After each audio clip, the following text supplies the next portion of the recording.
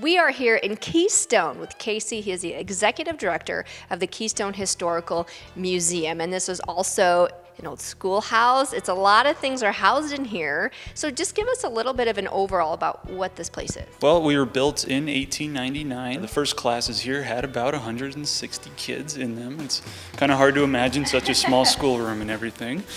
But it was meant to hold 300, though it did not reach that capacity. And it went all the way until 1988. So 87 years worth here. The last class only had 8 kids, though. So it was, once the mining stopped, a lot of families moved out of the area and everything. Up here we have our schoolrooms. As I was kind of mentioning earlier, this is where we host a lot of our living history program. We have retired teachers that come in and give local area students kind of a look of what it would have been like back in the 1890s and everything. So that's always really fun. We dress them up in the bonnet and pinafores and the cap and suspenders, and they have a blast with it. But yeah, and then downstairs was the old gymnasium, so kids would have PE, basketball games, and all that good stuff. The Keystone Character Room, that's just meant to kind of showcase a lot of the famous figures that used to live around here. So, Gutzen Borglum, Carrie Ingalls. If you're a Little House fan, people love that. I'd say probably about 50% of people come here just for that.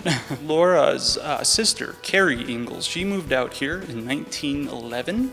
She was a newspaper woman, and she stayed the rest of her life, 35 years in Keystone. So she was a very integral part to the community. Actually, on the back lawn too, we do have the original schoolhouse of Keystone. That was built about 4 years before this one was. Fun fact, it had 1 teacher, 1 globe, 1 chalkboard, and 40 kids. Well, so this is an upgrade, this building, because this is large. Would you say it was quite a feat for that period of time to build something like this?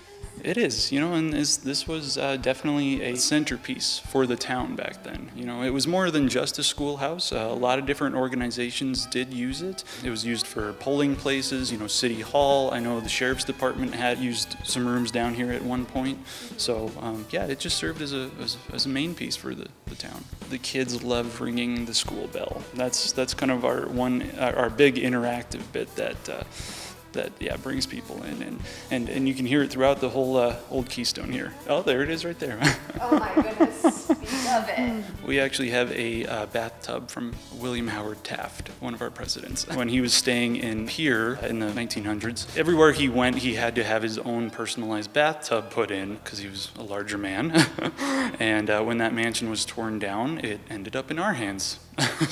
Somehow, some way. I'm honestly not sure. And now, is this a free museum? This is, yep, it's a free museum, and hours do differ summer to summer, but as of now we're open 10 a.m. to 4 p.m. Monday through Friday, and then 10 a.m. to 2 p.m. on Saturdays. So we do have a Facebook page, a Keystone Historical Museum, that you can follow us. That's kind of where we do a lot of our updates and everything. There's also KeystoneHistory.com, that is our website, but apart from that, you can always give us a call, send an email, anything like that. So. All right, thanks, Casey. Yeah, thank you so much.